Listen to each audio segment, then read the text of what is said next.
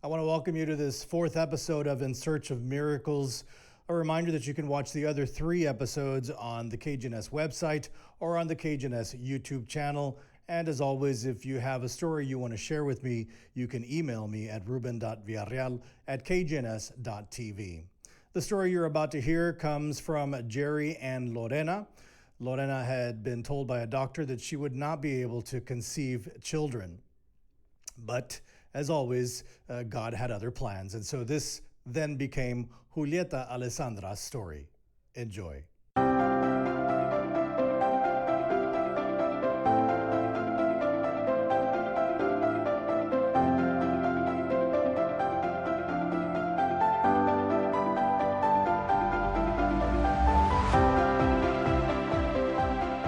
Lorena, Jerry, thank you very much for being here. I appreciate it.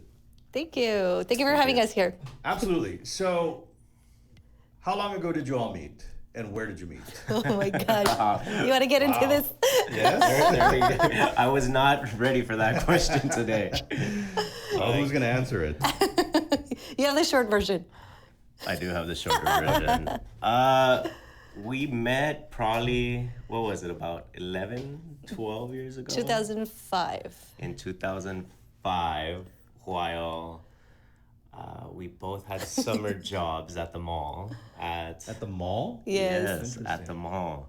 It's a specific store. It's a very specific store. One of my best friends and I were actually walking through the mall, and we're passed by Victoria's Secret, and we're like, "Hey, let's apply here" as a joke, and we ended up getting hired on the spot.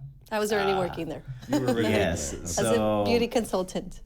So we ended up getting hired on the spot. That's the first time I saw Lorena. That I met Lorena, I got to know Lorena, and I instantly had a crush on her. And then probably lasted there about 2 months. Then went back to work in the family business, and a few months later down the road, or maybe even a year. So you quit? Yes. Gotcha, okay. Yes. Probably about a year later. Yeah, I would say a year.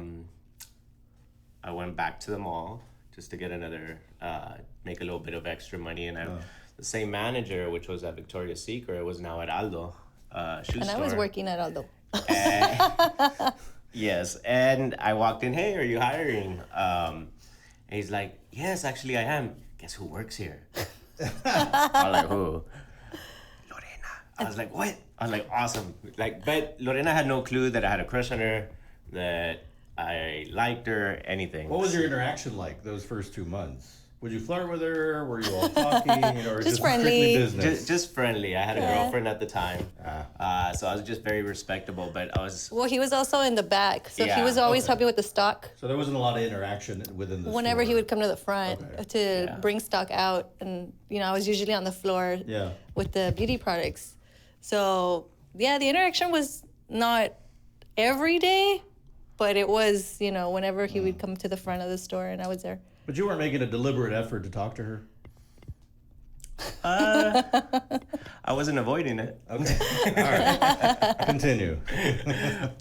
Then again, we worked in that retail store for a while. Just talk. She I think I told you at one point, we were talking about our futures. We were in college back then. And I think he asked me one time, "What do you want to do, like, once you're done with college?" And I was like, "One day I want to be on TV." And he was like, "That's really cool." So he was studying in San Antonio, right? Yes, and I came down for a weekend, and I think I turned on the TV late at night, and I saw her doing a Fox commercial. I was like, "What?" Like, she did it, like, so overcome with joy, like, seeing that, like, you know what, she really achieved her dream. She did it. So I messaged her, "Hey, I'm so happy for you." And By this, a few years had already passed. A few years. Yeah, years. So I'll let Lorena take over, but yeah, it's a very long story. But go ahead. Well, I mean, he messaged me. He's like, "Hey, we should go grab some lunch." We decided to go to lunch. Most awkwardest lunch ever. And it was after that awkward lunch, we didn't see each other anymore for a while because we were just like, no, there was no chemistry there, So that was an attempt. Did Yes. you say that was an attempt at maybe, okay. Yeah. to see if there was something there Yeah. because we Yeah. never knew. I didn't know that she liked me. I always thought she was. Yeah, I had by then I was like I had like developed a little crush for him. But fast forward, once again, we're all doing our own thing, and we bump into each other one night, and he kind of just blurted out like, "I've always had a crush on you," and I was like, "Me too." And so from there, And then we proceeded to dance history. horribly together, and since then we've been making each other smile and laugh. Yeah. So It's been so quite a how road. long after you first met would you say you started dating? Oh wow. we met in 2005 at the store, and we didn't start dating till 2013, around there. Okay. Yeah. And then after you started dating, how long before the conversation started about getting married? Or was it even a conversation? Did Jerry just pop a question? Well, I mean, I took a little long. I took a little long to come around, but we dated for a handful of years before. It's all about taking leaps of faith, right? So we were at a point where she was working in McAllen. I stayed here. I was still working in Laredo, and the long distance just kind of got too much. And it's at a point, if this is the girl I want to be with and marry, I need to take a leap of faith. It's not going to be perfect. I always thought, I'd have X amount of dollars in the bank. I'd have everything set up. I'd be the most mature person when I get married. It's unrealistic because we chase perfection, and nothing in this life is perfect, as we know. So it's about taking leaps of faith in imperfect times to do that. So I did, and I ended up proposing to her, and that's been the best decision I've made. We got married in 2019. 2019. Yeah. Yes. Were you surprised when he asked you, Lorena? Were you expecting it? I was hoping for it. I don't know if I was expecting it right then, just because of the situation. I was living out of Laredo, and he was here, so I just, it doesn't seem like a convenient time, but it was, I think, perfect timing. Yeah. But that's what happens a lot of times. It's always, well, we're not ready because of this. We're not ready because, and that can be applied to many different situations. Of course. And like you said, Jerry, there's never going to be a perfect time. So you finally get married, 2019. Did the discussion about children begin at the beginning? Was there a plan, no plan, or did you not think about it? At the beginning, I think we just wanted it to enjoy marriage more than anything. One of the reasons I fell in love with Lorena was because of how goal-oriented and ambitious she was, and not only that, besides her spiritual life, her faith, her relationship with God, always respected that greatly. But we always had similar goals of traveling, of growing, whether it's in our careers or physically, mentally, spiritually. So the conversation about kids, I think it started probably around after the year. Yeah. Right? So you gave it a good year, basically, before you started saying, okay, let's think about this. Mm-hmm. And then? Well, then we said, you know what, we'll let God take nature take its course. Whenever it happens, it happens. And we just noticed that, after a while, it just wasn't happening. And so I decided to go get a checkup. And I said, there's something going on. I don't know what's the problem. And so they did all these tests and everything. And one of the tests came back. I was actually working here when that happened. I had gone to the doctor, and he told me, well, I have very unfortunate news. Your test came back, but your AMH levels are extremely low, which is what, a component of, when you're trying to get pregnant. And so I said, well, how bad is it? And he's like, it's really low, like almost impossible without some sort of fertility specialist helping you. You're going to need some sort of intervention.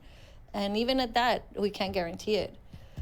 And so when Did you go to that visit alone, or was Jerry with you? No, I went alone because it was just routine blood tests and things like that. And so he's like, we have your results. You want to come in?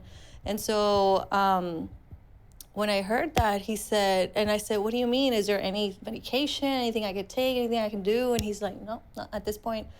His words were, you've given everything you've had to give. Like your body has given everything it's had to give as a woman to be able to reproduce. And I was like, what?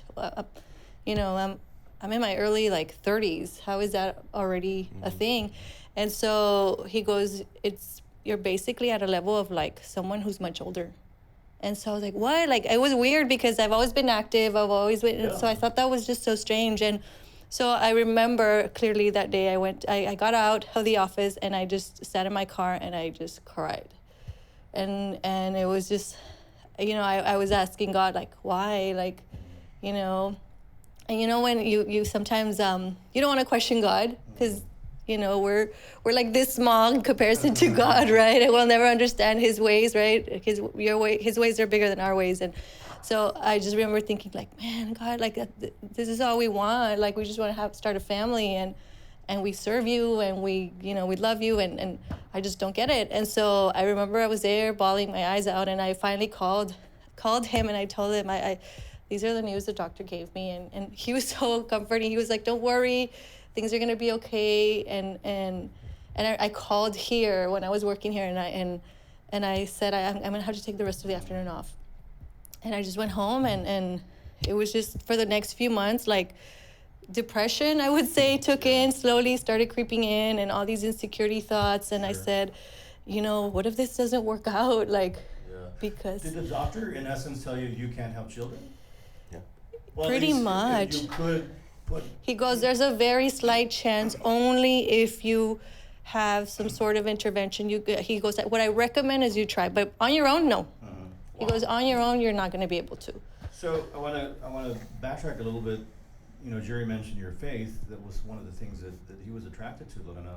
Talk about your faith life before that. You know, where did you learn your faith? Was that, you know, from your parents? You know, talk about your faith life a little bit. Yeah, well, I grew up in church. My parents, you know, since we were young, they took us to church, and you know, for many years, I was always the type of person that was always involved. I was in the youth group. I was in the band. I used to play the bass in the youth group every Friday. It was very important to me. To me, my faith was very important. It was something That's a little known fact that you used to play the bass. Yeah. Interesting. All right, well, put that out there. Yeah. So my old peeps over at ICM will tell you. I was the bass player there during a couple years ago. For those who don't know, ICM is Iglesia Cristiana Misericordia, right? yes. And I even used to do a show at KBNL, which is Radio Manantial, for many years. It was a youth show on Saturdays. And that's where I used to play music and, you know, do prayers and all these things. So it was, like I said, it was a very important component of my life. I grew up. Throughout, up until you got married and Yeah. all the Always way went to through. church. Even when I moved to McAllen, I made sure I found a church to go to over there. It was always like... So clearly, when you get news that you cannot conceive, you're going to question God. I mean, that's human. I mean, you want to know, you know, God, I've been doing all of this, and this is what you're giving me. Jerry, what was your faith life like? I grew up in church, Catholic. I knew God, obviously not as good as I know now, but I knew the basics, but I would just kind of go with the flow, kind of more of just show up on Sunday, but the rest of the week just live out whatever I wanted to do, right? Yeah. Not do the extracurricular, not living in the Word, not really knowing the Word. It wasn't really until I always had faith. I always believed in God, but it wasn't until I think it was the pandemic, right? Around the time. It was around the pandemic when I just had a sense that, you know what, I want to get to know God better. I feel a bit lost. And something just convicted my heart to tell Lorena, hey, why don't we join a small group? Because at this point we were going to Grace Bible Church.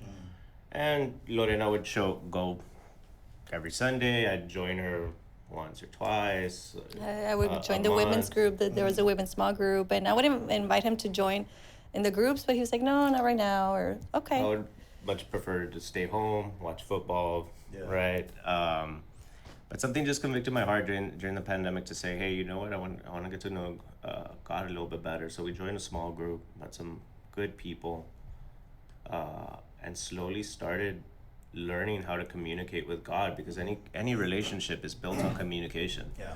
So I would say probably in the past 3 years is when we've really started, for me at least, that I really got to live in God's word, know God's word, learn, Build that relationship. build with God. build that relationship and communication that I never really had. It was always more of a one-way Yeah. talk when I was in trouble, or when I had fear, Yeah. or when I was desperate.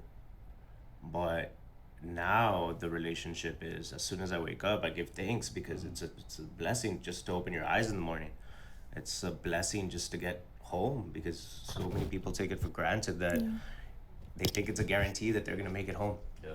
So they let their feelings throughout the day conduct the way they act, the way they treat people, even their spouses, even their kids, even their parents. And what if that's the last time that you speak to somebody? Is that the impression you want to leave? Is that what you're really here for? So now it's literally a two-sided relationship throughout the day. And because of those groups, and because of us serving and learning God's word and putting it to practice these past like 3 years, 3 going on 4 Been years, growing. I've been able to grow. My faith is strong. I mean, I'm by nobody's perfect, and that's one of the things that you have to let go of. That idea is that, you know, well, I'm too broken. I'm past being forgived. I'm past churches for people that are perfect. No, it's there's no such thing as perfect, and everything. Once you could accept that you're forgiven and you get rid of those things and lay them down at the foot of the cross, then you could sprint forward. Lorena said that you were very reassuring when she called you with the news. But was that really how you were feeling? How were you feeling when she told you what she told you? You know, I can't recall right now my exact words, but at the end of the day, I told her I married her for her. I didn't marry her to have my kids. I married her because I loved her. I married her. I was like, if we don't have kids, it's okay, baby. We could travel the world. Yeah. like if it's not in God's plan for us, I mean, it's not. Yeah. But if it is, it'll happen.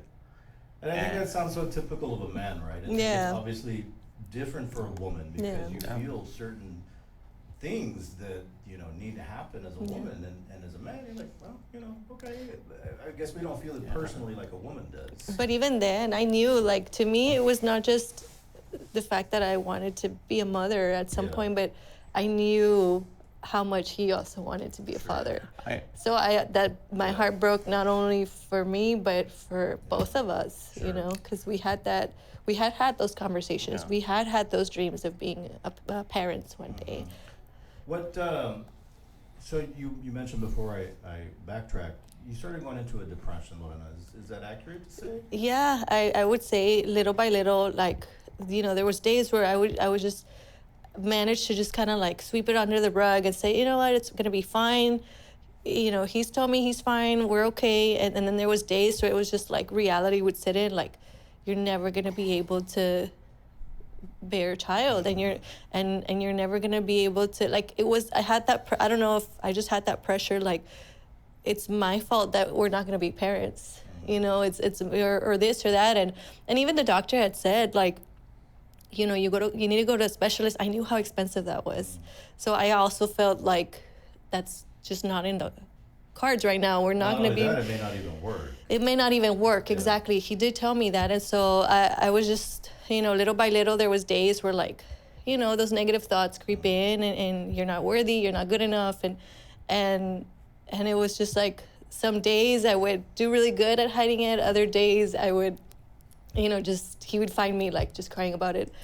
And I even tear up now because it's, you know, it was just an emotional ride. And the worst part about it was that, you know, we live in a Hispanic culture where every time somebody sees you, hey, so when are y'all gonna have kids? Y'all have been married already for 4 years, and when, you know, and y'all don't want children, and it was like, I was in a kind of like in a dark place where I didn't want to talk about it with anybody. I didn't want to talk about it with anybody. I felt ashamed to talk about it. It wasn't easy to have those conversations. And I think we both kind of like started having the same response when people would ask it. What was that? Cuando Dios quiera. Whenever God wants, if he wants. Like, when are you going to have kids? Whenever God wants. There's no rush. And people don't mean, there's Yeah, no intent on it. exactly. But it's really an insensitive question, I think, to ask people that. Yeah. Maybe you learn that as you get older, but don't ask that question. You don't know what's going on in somebody's life.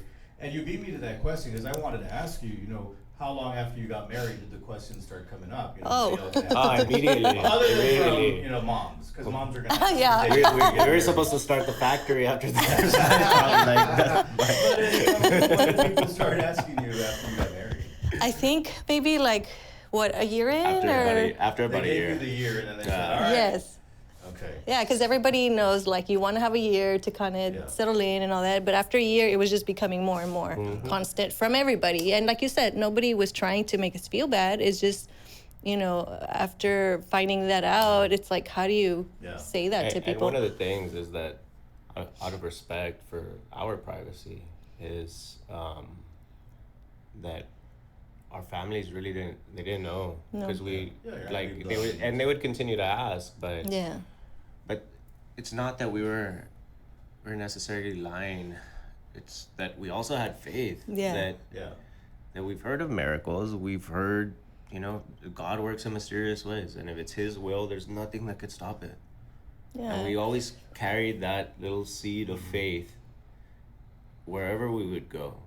And throughout our days, like Lorena said, there's days that there was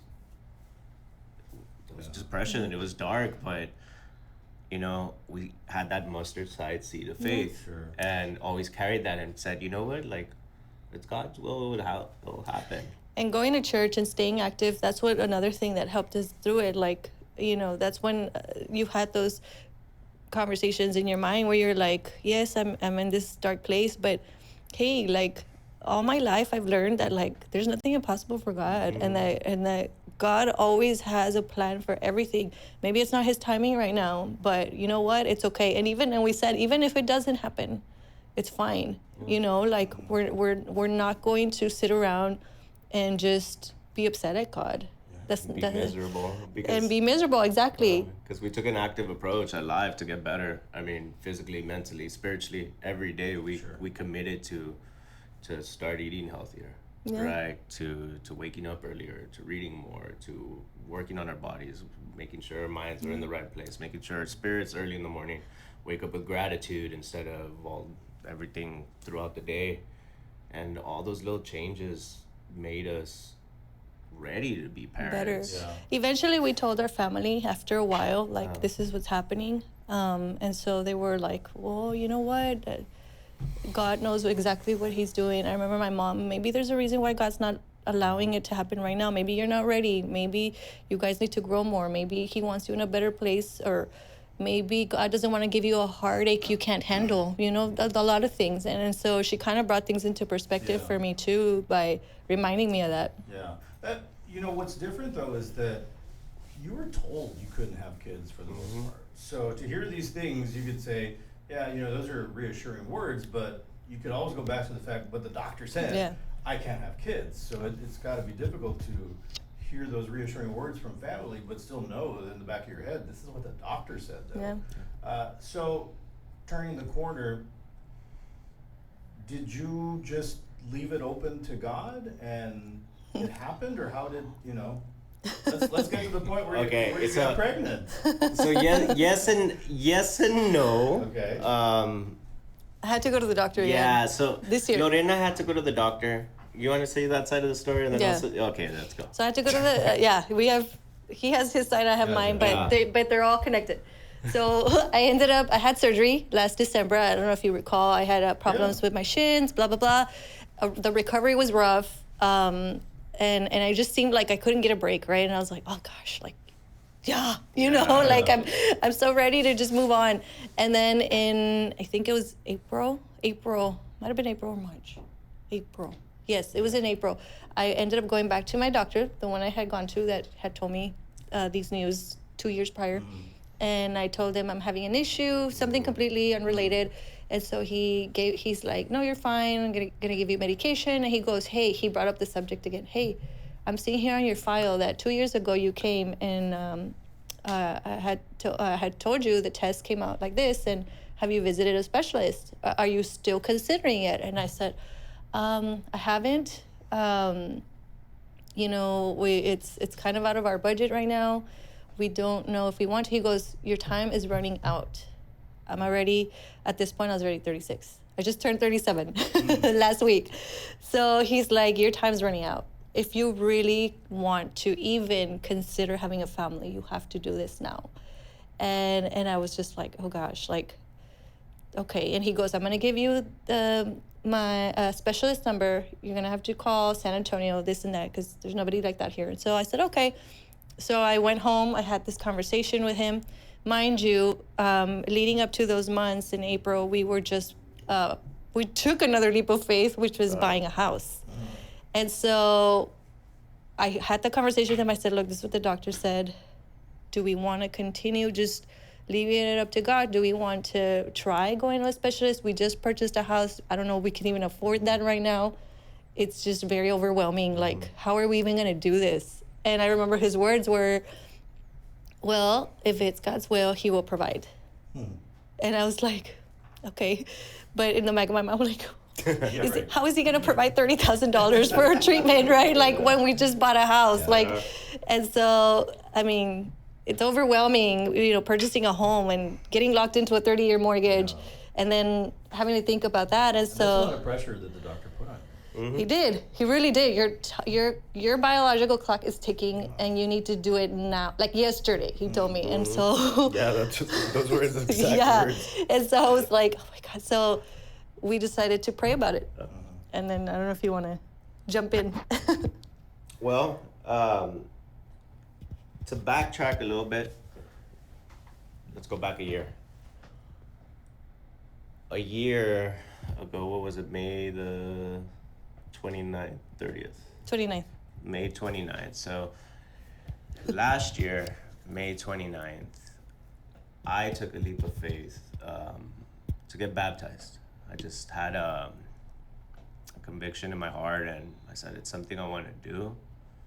And it was a tough decision, especially growing up Catholic. But I felt that at that point in my life, I had fully accepted Christ. And I wanted to show what a leap of faith looks like. So I took that leap of faith. I got baptized on May 29th around noon. So like Lorena said, that past April, we're purchasing a home. We said, okay, you know what, God will provide. Let's start filling out the paperwork. I made the call. Yeah, and we, things pop up. So it took time to fill out the paperwork. Life got in the way. So fast forward to exactly 1 year after I got baptized, May 29th. Lorena walks out. Oh, well. I decided to call, right? We said, yes, let's do this. I'm going to call. The first consultation was my phone. And they started asking me all kinds of history about our medical history. And he said, in a month or so, you give us a call back. We're going to start running these tests. And then we'll go from there. Then you're going to have to start coming to San Antonio to get the treatment. And we'll decide what treatment's best for you guys. So I did the call. I did everything. And then, okay, now we're back to May 29th this year. A year. Yeah. A year after he got baptized. Okay. A year after, and to the hour.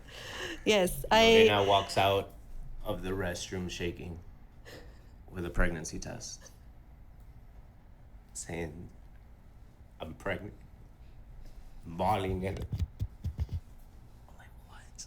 Like, so we were scared because, we had already done that over and over before. We had done it. It never obviously came out positive, but she was so scared. She's like, I'm going to do another one just to make sure.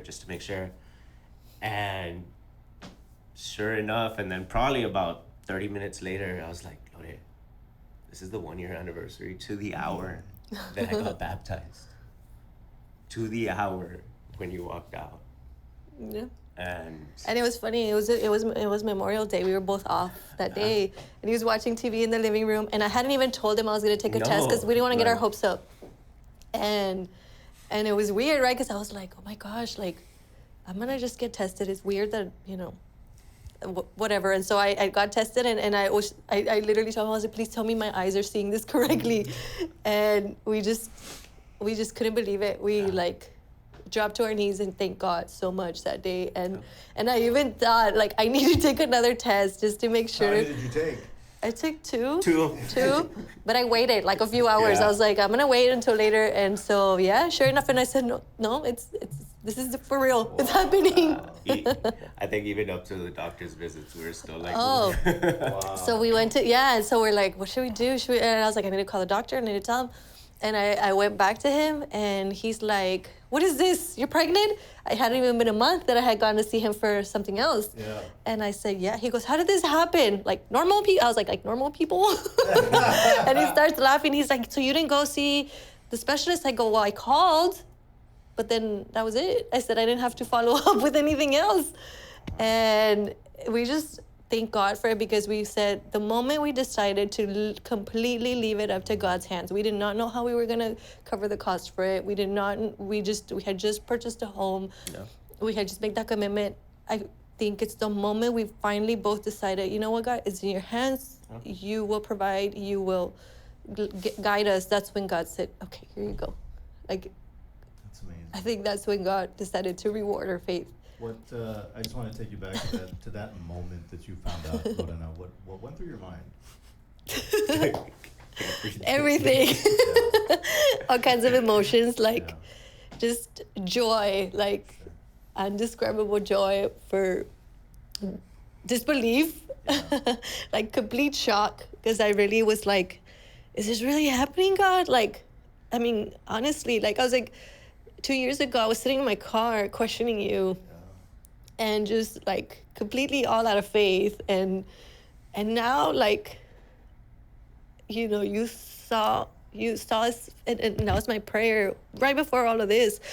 I never stopped praying, like, God, if you see us fit to be parents, please give us that privilege, to allow us to become parents. And those were the first things that came to my mind were, thank you, Lord, you saw us fit to be parents. You answered my prayer. Like, you really do think that we're ready for this, and it was on your timing.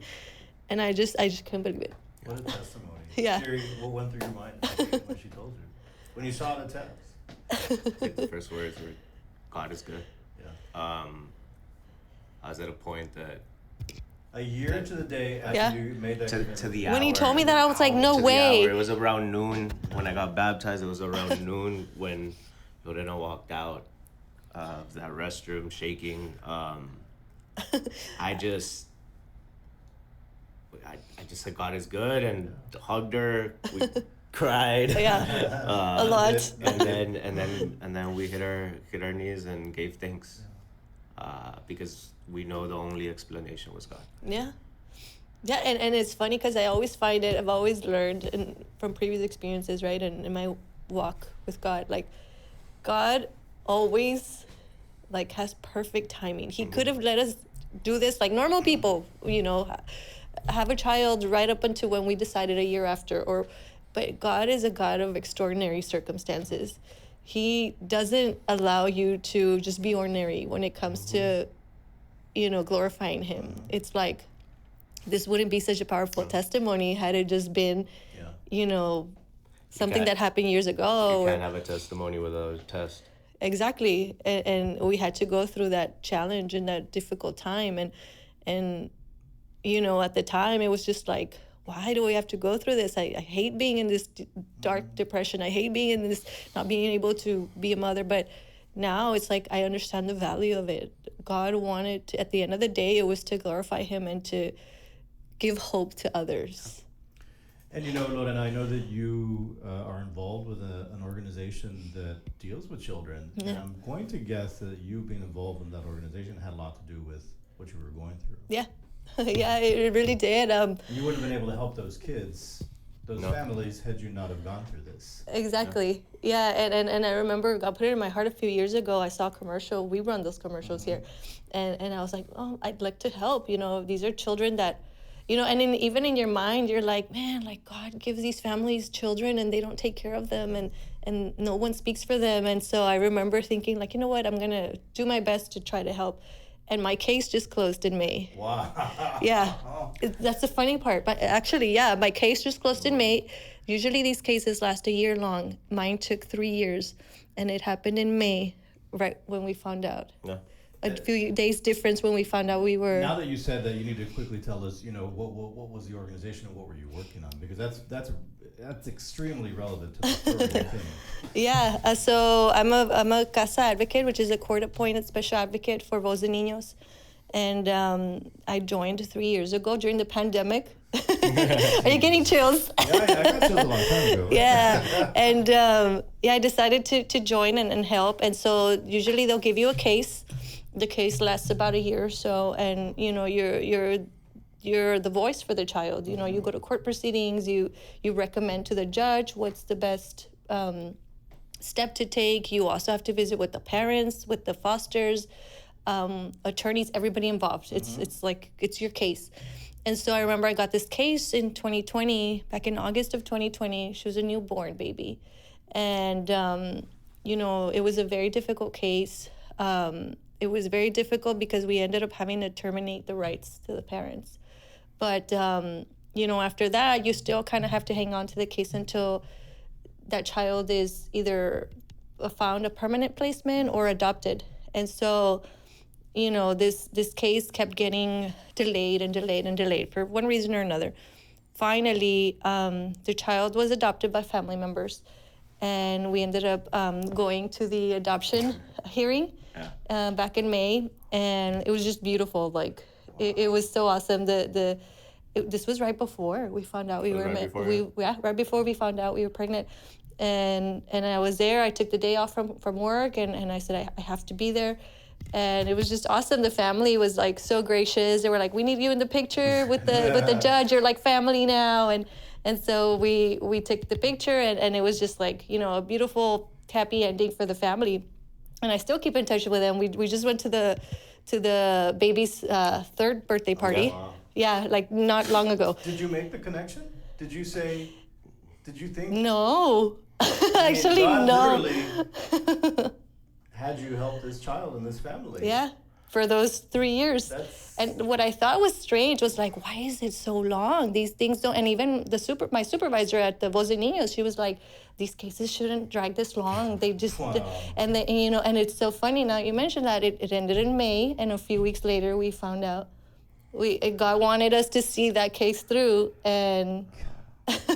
But I mean that just goes to show that just because you're in a depression, just because things aren't going your way, God has a plan. Yeah. God has a plan as long as you keep walking in faith and knowing that He will give you what is yours, what He already has for you. But it's on His time. Yeah. And it's hard to remember that when you're in a depression. Yeah. Exactly. But if you stay there, like the devil wants to keep you trapped in that depression, you miss out on the blessings and on the blessings that you could give to others throughout your day. That God wakes you up, right? So Be a blessing so that God can give you a blessing. Lorena, is this a miracle? Oh, definitely. There's no other way to explain it. My doctor was even like, how did this happen? Yeah. and I remember telling him, he's like, my friend's going to laugh because, you know, his friend was the fertility specialist. And he goes, he's not going to believe me. And I go, it's all in His timing. And then the doctor just looked at me. He's like, yeah. Well, that's funny because her exact words was, God's still in the business of doing miracles. Yeah. Wow. Well, then I won't even ask you, Jerry, is this a miracle? You just answered it for us. Does the baby have a name yet? Yes. Her is going to be Julieta. Julieta. Alessandra. This is going to be Julieta Alessandra's story. Yes. We named this episode Julieta Alessandra's story. Yeah. Okay. We're 6 months pregnant now, Julieta's so journey. Julieta's journey. Last question will be, how long before you told family? Because I know it's first trimester. Oh, yeah.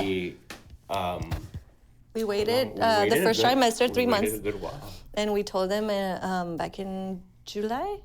Yeah, end of I think July, it was July. early August, and they were just in shock. Like our parents were crying. My dad, his dad, like our moms, they were just in disbelief because by this time they knew. Yeah. And they're just so grateful. They're so happy. And you know what's so funny? I'm 6 months pregnant right now. She's going to be born in January, maybe on his birthday or a few days apart.